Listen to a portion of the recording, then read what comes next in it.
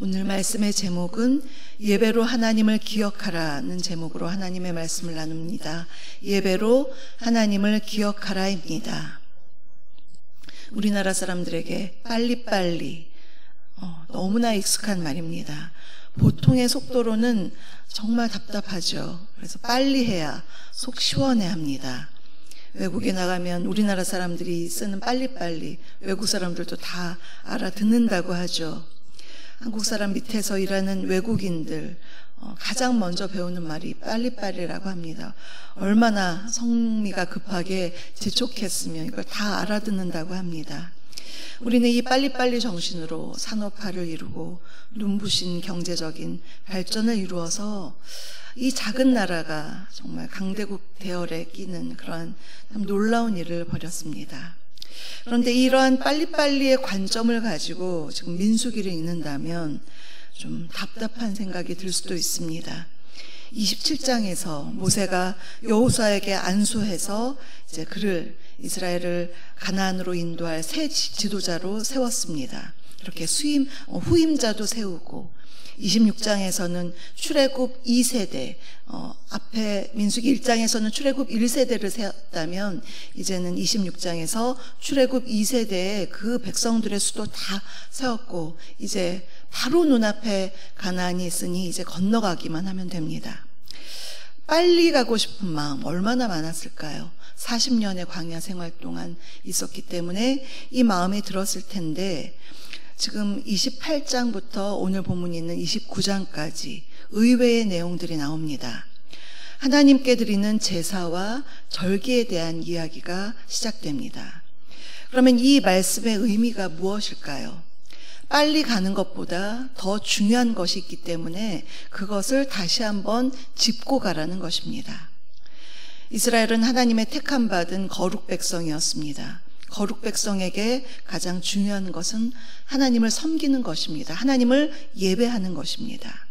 그래서 28장, 29장을 통해서 40년의 광야 생활을 마치는 이 시점에서 그들의 예배에 대한 마인드를 다시 한번 점검하는 것입니다.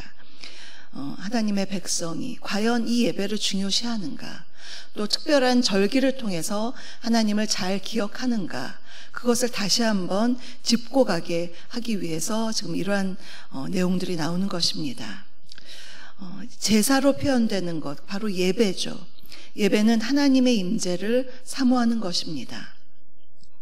또한 한 해의 절기가 있죠. 절기는 하나님의 은혜를 그 특별한 날, 하나님께서 주셨던 은혜를 기억하는 것입니다. 한 해의 절기들을 통해서 이스라엘 백성들을 향하신 하나님의 특별한 돌보심, 은혜, 그것을 기억하고 감사하는 것입니다. 만일 이렇게 예배와 절기를 통하여 하나님 중심의 삶을 다짐하지 않으면 가나안 땅에 아무리 빨리 들어가고 잘 들어간다 한들 혹 거기에 있는 다른 신들에게 현혹될 수도 있고 또는 삶의 분주함 속에서 하나님을 잊어버리고 살 수가 있기 때문입니다. 그것은 당시 이스라엘뿐만 아니라 지금의 우리에게도 예배의 중요성이 필요한 그러한 이유입니다. 신명기라는 책 자체가 모세가 가나안을 이제 이스라엘 백성들이 가나안 들어가기 전에 이스라엘 백성들에게 했던 설교가 바로 신명기인데요. 신명기 8장 11절에서 이렇게 말했습니다. 하나님의 말씀을 전하면서 내가 오늘 내게 명하는 여호와의 명령과 법도와 규례를 지키지 아니하고 내 하나님 여호와를 잊어버리지 않도록 삼갈지어다. 하나님을 거기 가서도 잊으면 안 된다는 것이죠. 또 19절에서 8장 19절에서도 내가 만일 내 하나님 여호와를 잊어버리고 다른 신들을 따라 그들을 섬기며 그들에게 절하면 내가 너희에게 증거하노니 너희가 반드시 멸망할 것이라. 여기서도 너희가 여호와를 잊어버리면 너희는 멸망할 것이다. 계속해서 이 모세의 설교를 통해서 하나님을 기억하도록 강조하는 것입니다. 하나님만을 섬기고 하나님의 말씀만을 지키며 그분을 잊지 않도록 기억하라고 했습니다. 그래서 가나안에 빨리 들어가는 것보다 더 중요한 것은 제대로 신앙을 정비하고 예배자로서 마음을 다짐하는 것입니다. 우리가 이 세상을 살아가면서 인생을 성공하는 것 물론 중요합니다. 그러나 예배에 성공하는 것, 이것이 더욱더 중요합니다. 인생 성공은 최대한 100년 정도 되는 우리 이 땅에서의 이생의 성공만을 말하지만 예배의 성공, 하나님과의 교제, 하나님의 임재 속에 누리는 그 임재는, 그 예배는 영원까지 이어지기 때문입니다. 우리는 중요하지만 급하지 않은 것에 마음을 두고 살아야 합니다. 중요하게 여기며 이것을 붙잡아야 되는데요. 그러나 대부분 사람들은 급한 일에 몰두하죠. 급한 나의 어떤 성과를 내야 하는 일이라던가 급하게 꺼야 되는 불, 그런 것을 쫓아만 다니면서, 급한 일만 쫓아다니면 정작 중요한 일은 놓칠 수가 있는 것입니다. 이 아침에 새벽을 깨워 예배하는 것, 이것은 어찌 보면 급한 일은 아닙니다. 당장 이거 안 하면 세상이 어떻게 되는, 내 인생이 어떻게 되는 막 그런 것까지는 아닌 것 같아 보이지만 중요한 일입니다. 중요하지만 급해 보이지 않는 일, 그것이 바로 예배입니다. 기도도 마찬가지입니다. 기도 내가 잠시 안 한다고 해서 괜찮겠지, 얼마든지 잘 살아가는 것처럼 보이지만 그거 놓치면, 그 중요한 일 놓치면 나의 삶에, 내 주변에 내가 기도했던 그 기도 제목에 아주 큰 영향력이 미쳐지는 것입니다. 그래서 중요한 일, 급해 보이지는 않지만 중요한 일을 우리가 붙들고 가는 것, 이것이 너무나 중요한 일입니다. 이것이 인생을 지혜롭게 사는 길이요, 신앙 승리의 길입니다. 이제 오늘 본문 말씀을 통해서 우리에게 주시는 메시지 두 가지를 우리 함께 살펴보겠습니다. 첫째로, 새해를 예배로 시작하는 복된 삶을 추구하라입니다. 새해를 예배로 시작하는 복된 삶을 추구하라입니다. 본문 앞장인 28장의 대략적인 내용은 매일 아침 저녁으로 드리는 예배를 상번제라고 했거든요. 상번제에 대한 그런 제사와 예물에 대한 말씀이 있었고, 또 안식일에 대해서, 또 초하루, 우리는 월삭이라고 하죠. 월삭 예배, 우리 교회에서는 첫열매 예배 이렇게 말하는데 초하루 예배에 대해서 말씀하셨고, 또 출애굽을 기념하는 유월절, 또 처음 익은 열매를 드리는 날인 칠칠절, 이런 내용들이 28장에 있었다면 오늘 29장에서는 특별히 일곱째 달에 지키는 제사 규정에 대해서 말씀하고 있습니다. 먼저 1절부터 6절에서 유대인의 새해 첫 달 초하루에 드리는 신년 제사에 대해서 말씀하고 있습니다. 유대력으로는 7월이지만 우리로 말하면, 우리의 지금 우리가 쓰는 달력으로 말하면 9월에 해당합니다. 우리는 보통 1월 1일에 신년 예배를 드리고 하지만 이 유대인들에게서는 7월 1일이 신년입니다. 그들은 이 신년 제사 때 성회로 함께 모였고 아무 일도 해서는 안 됐습니다. 이것이 율법 규정이었습니다. 다른 일 하느라 분주하지 않고 오직 하나님께 집중하는 것입니다. 모두가 함께 모여서 새해를 허락하신 하나님께 감사드리는 날이었는데요. 이날은 수양의 뿔로 만든 뿔나팔을 길게 불어서 신년을 알렸습니다. 그래서 신년 초하루를 나팔절이라고도 불렀습니다. 이스라엘 백성들은 이 뿔나팔을 길게 우렁차게 불러서 하나님께서 우리에게 이렇게 새해를 허락하셨다, 그것을 감사하면서 하나님의 은총을 기념했습니다. 신년 제사에 바치는 제물로는 수송아지 1마리, 수양 1마리, 1년 된 어린 수양 7마리를 번제로 드렸습니다. 번제의 의미는 뭘까요? 번제는 온전히 다 태워서 드리는 것입니다. 그것은 헌신의 의미를 뜻합니다. 이렇게 많은 제물을 통해서 신년에 새해 첫날 내가 하나님, 올해도 나는 당신의 것입니다, 헌신을 고백하면서 드렸고요. 또 소제를 드렸습니다. 소제는 감사의 그러한 제사였습니다. 감사하면서 드렸고, 또 속죄제도 드렸습니다. 지난 한 해의 잘못을 주님께서 용서하여 주시고 올해도 나와 함께하여 주시옵소서. 속죄제를 통해서 주님 앞에 그러한 예배를 통해서 드렸고, 또한 정해진 분량의 그러한 예물들을 하나님께 드려서 신년 제사를 드렸습니다. 그런데 일곱째 달 첫째 날 드리는 이 신년 제사와 6절을 보시면요, 매달 초하루에 드리는 제사, 아무래도 중복되죠. 초하루는 매달 1일이니까 매달 1일과 지금 신년 1일 좀 중복이 되죠. 본문에서는 중복 여부에 상관없이 그리고 또 초하루 제사, 또 날마다 드리는 상번제, 이거에 대해서 너희가 계속해서 다 지켜라. 오늘 7월 1일 신년 제사니까 오늘은 초하루 제사 지내지 않고 오늘은 상번제 드리지 말아야지, 이렇게 약간 잔꾀를 부려서 그냥 한 번으로 끝내자, 이러지 말라고 하셨습니다. 왜 이러한 말씀을 하셨을까요? 각각 예배의 의미가 다르다고 하나님께서 보셨기 때문입니다. 우리가 주일 예배를 드리지만 또 새벽 예배가 다르고 신년 예배가 다르고 월상 예배, 천년의 예배가 그 의미가 다르죠.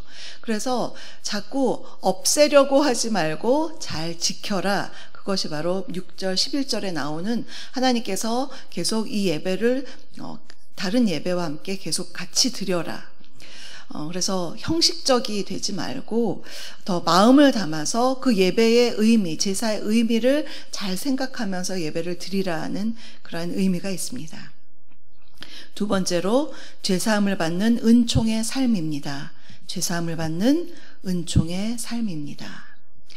7월 10일은 대속죄일이었습니다. 이날은 이스라엘 백성들의 모든 죄가 속죄되는 날로 모든 거룩한 예식 중에 가장 중요한 예식이었습니다. 대제사장은 속죄의 피를 들고 지성소에 들어가서 온 백성의 죄를 속하는 그런 예식을 행했습니다. 이때는 수송아지 하나와 수양 하나와 1년 된 수양 7으로 번제와 그 외에도 속죄제, 소제, 상번제 같이 드렸습니다. 대속죄일에도 아까 신년 제사와 마찬가지로 그날은 아무 일도 해서는 안 되는데, 그래서 현대 유대인들은 대속죄일에 전국적으로 금식을 선포하고 라디오나 TV 이런 것도 중단한다고 합니다. 7절을 보시면요, 독특한 표현이 있죠. 너희 심령을 괴롭게 하라. 이 대속죄일에는 너희 심령을 괴롭게 해라. 표준 세번역으로 보면 고행을 하라라고 되어 있는데요, 자신을 괴롭게 하는 것입니다. 무엇에 대해서 괴로우라는 말일까요? 나의 죄 때문에 하나님 앞에 정말 이 죄를 너무나 애통해하고 그러면서 뉘우치고 반성하고 그러한 의미로 괴롭게 하라는 의미입니다. 그래서 그 대속죄일, 이것을 하나의 절기로 그냥 형식적으로 지나가지 말고 이것을 슬퍼하라는 의미입니다. 그럴 때 하나님의 위로와 갈급한 심령에게 주시는 충만한 은혜가 있다라는 것입니다. 우리 그리스도인들은 대속죄일, 이렇게 유대인들이 열심히 지키는 대속죄일 우리는 지키지 않습니다. 그 대신 우리는 우리를 위해 십자가에서 죽으신 예수 그리스도를 믿습니다. 예수님께서 우리를 위해 죽으심으로 우리는 단번에 대속죄함을 받았습니다. 놀라운 은총입니다. 히브리서 9장 11절 12절 참으로 중요한 구절인데요, 제가 읽겠습니다. 그리스도께서는 장래 좋은 일의 대제사장으로 오사 손으로 짓지 아니한 것 곧 이 창조에 속하지 아니한 더 크고 온전한 장막으로 말미암아 염소와 송아지의 피로 하지 아니하고 오직 자기의 피로 영원한 속죄를 이루사 단번에 성소에 들어가셨느니라. 대속죄일에 대제사장이 지성소에 하루 들어가는 그 일을 이제는 영원한 대제사장이신 예수님께서 모든 휘막이 주님의 죽음으로 다 찢어지고 이제는 주님께서 영원한 속죄를 이루셨다. 주님의 보혈이 우리에게 그것을 하게 하셨습니다. 이러한 주님의 희생과 구속의 은혜를 늘 기억하며 살아가는 저와 여러분 되시기를 주님의 이름으로 축복합니다. 오늘 우리는 예배로 하나님을 기억하는 자의 축복이 어떤 것인지 살펴보았습니다. 첫째로 새해를 예배로 시작하는 복된 삶을 추구하라고 하셨고, 두 번째로 죄사함을 받는 은총의 삶입니다. 예배 속에서 하나님의 임재하심을 경험하며 날마다 주님을 더욱 사랑하고 예배드림이 기쁨이 되시는 저와 여러분 우리 모두가 되시기를 주님의 이름으로 축복합니다. 오늘의 말씀을 생각하시면서 찬송가 284장을 부르시겠습니다.